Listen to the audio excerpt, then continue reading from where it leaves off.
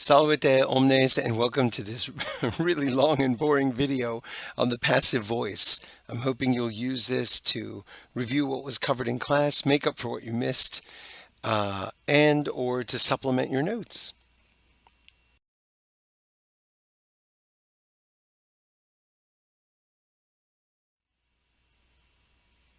So this is what we've done as far as verbs throughout the first few months of the year.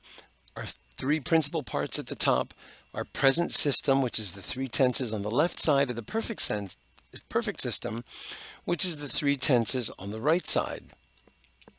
And remember, the perfect tense, that wokawi wokawisti, is special. Okay, there are six tenses, two systems with three tenses each.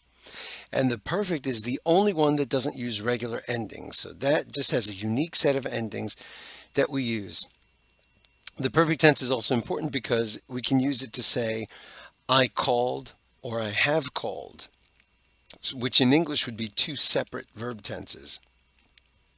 All of these here, these six tenses that you see, are called the active voice.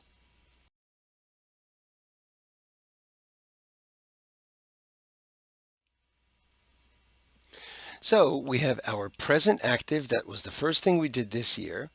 Okay, amo, amas, amat. The imperfect active, amabam, amabas, right? I was loving or I used to love. The future active, I shall love, you shall love, and so on. Those are all incomplete actions. And that's our present system. Then on the right side, we have the perfect active, which we just saw had the special endings. Okay. The pluperfect, which is I had loved, you had loved. And the future perfect, I will have loved, you will have loved. And all of that brings us our perfect system.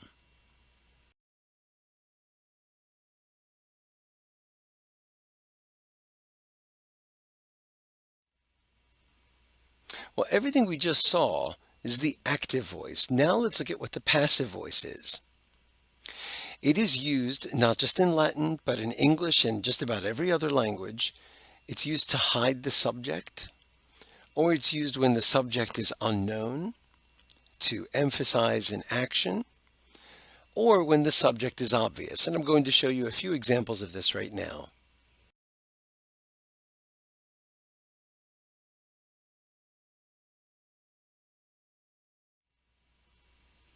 So an active sentence here would be Bobby voted you out. We could make it passive and hide Bobby's name by saying you were voted out. And you see, we emphasize the action there, that you were voted out. We don't want to say who it was that cast that vote. Someone stole my bag. Well, I don't know who it was, and I want to emphasize that it was my bag that was stolen. So, my bag was stolen, and someone is not important. A dentist will extract my wisdom tooth. Well, the grammar is correct, but this is a terrible sentence. Of course a dentist will extract your wisdom tooth. Your mom isn't going to do it unless she's a dentist. Your Latin teacher isn't going to do it, and it's been a few years since I've been to med school. And I haven't been to medical school, by the way. My wisdom tooth will be extracted. It's a much better sentence. So here's what we're going to do. For the present passive, we use the endings ar, ris, ter, mini, unter. Ar, ris, ter, mini, unter, just like we learned in class. And these will translate as I am called, you are called, he, she, or it is called, we are called, you all are called, they are called, or I am being called. You'll notice that we start with woko and then the next five are woka. That's just like the pattern that we learned in September. What we have here are these new endings. Then when we go to the imperfect passive, we're going to do the same thing, but we're going to insert our tense sign, which is ba. And we get wokabar, wokabaris, wokabatur, and so on. And these are I was being called, or I used to be called, you were being called, and so on. Pretty easy if you remember your tense sign, okay, which is right here. And you can kind of predict what will happen in the future because the tense sign for that was bi, and generally it holds up with one exception. We go to the future passive, and we get one little oddball right here. We would expect it to be biris, B-I-R-I-S. It doesn't pan out the way we would like. We know from the other forms that we've learned that these are all bi. And they translate as I will be called, you, or I shall be called, or something like that. Once you have studied these forms, you can use your textbook, open it up to Lesson 11, and then complete Worksheet Lesson 11, which will help you review these things here.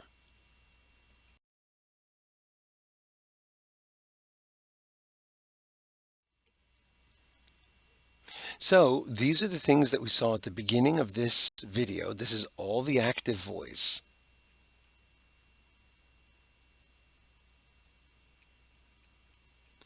And now we've just added the passive voice, the present tense passive voice, I am being called, the imperfect passive, I was being called, the future passive, I shall be called. It's still part of the present system. Okay, we still only have 6 tenses, the ones that go from left to right. Which means we still have to learn these here. Not a problem.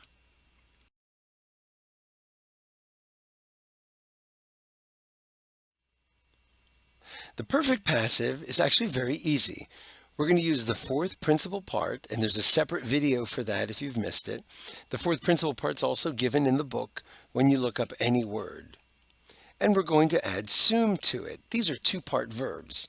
So if we take amo, amare, amawi, I love, to love, I have loved, and we add the fourth principal part, amatus, amata, amatum, one for each gender, right? Usa, and we combine them with sum, which we learned at the very beginning of the year. We have amatus sum, which is I was loved. Remember, it's perfect, so it's got to be complete.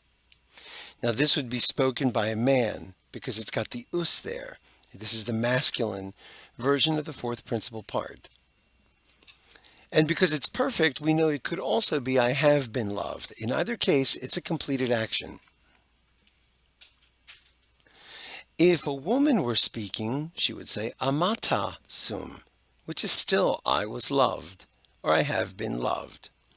Okay, so that these verbs are going to be 2-parters, and the second part is going to be sum.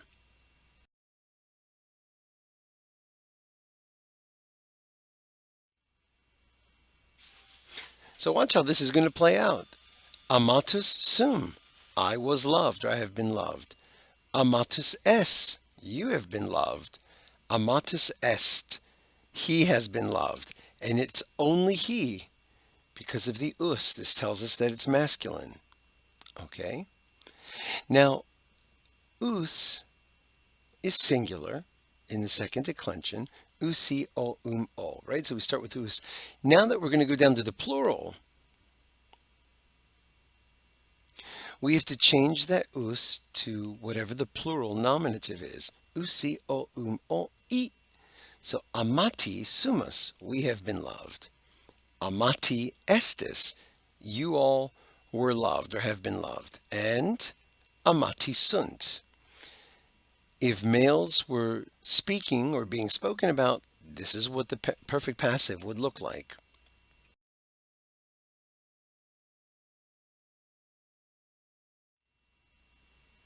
For the feminine, we would use this, amata. Okay, it's first declension, it's feminine, I, am, a, and then in the plural, I, arum, isasi. So there's the plural. Amatai sumas, we were loved, or we have been loved. Amatasum, I was loved. Okay, it's perfect, which means it's completed. And if something neuter were speaking, which believe it or not can happen,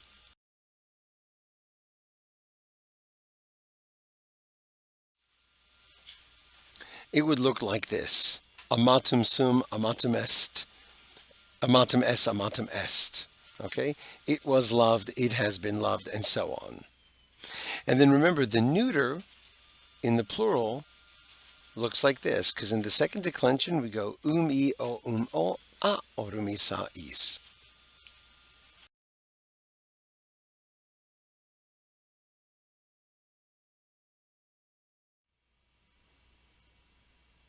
So now we can look down at the bottom right. The perfect passive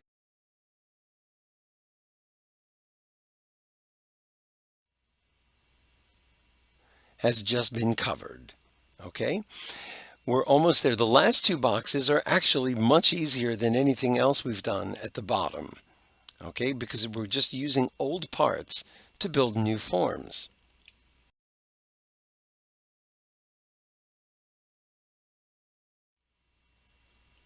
So now we go to the pluperfect passive. Remember, the pluperfect is I had done something prior to another past event.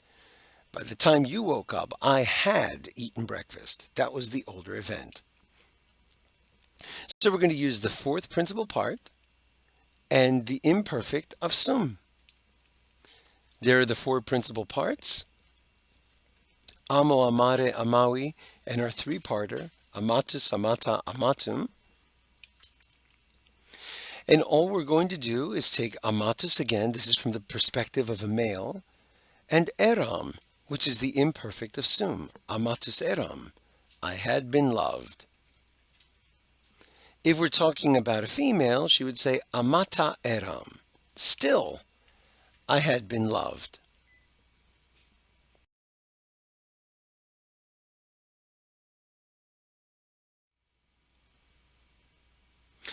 And because it's a stable verb, we go right down top to bottom the way we did before. Amatus eram, amatus eras, amatus erat, and then amati because we're in the plural. Amati eramus, amati eratus, amati erant.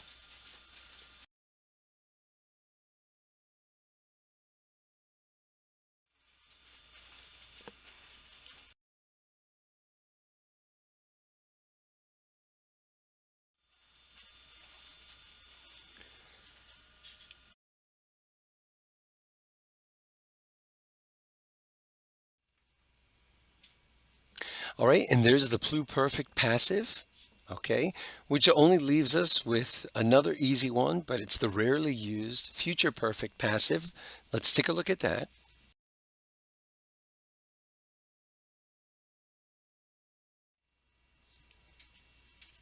So this is also going to use the fourth principal part, and now we're going to use the future of sum. No big deal, we've done all that before. Let's roll out the principal parts. Amo, amare, amawi, and there's our three-parter. And amatus ero, well, we know ero is I will be or I shall be. So amatus ero, I will have been loved or I shall have been loved. And if we were talking about a female, amata eram. And it's still I will have been loved.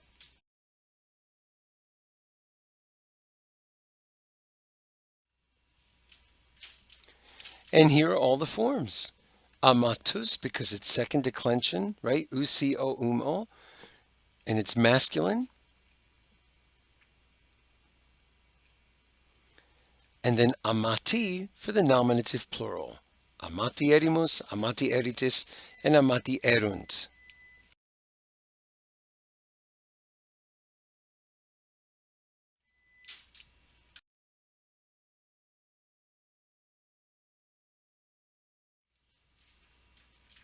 And that's it. There you go. You have your active and passive voice, all six tenses for each voice, and we have both of our systems.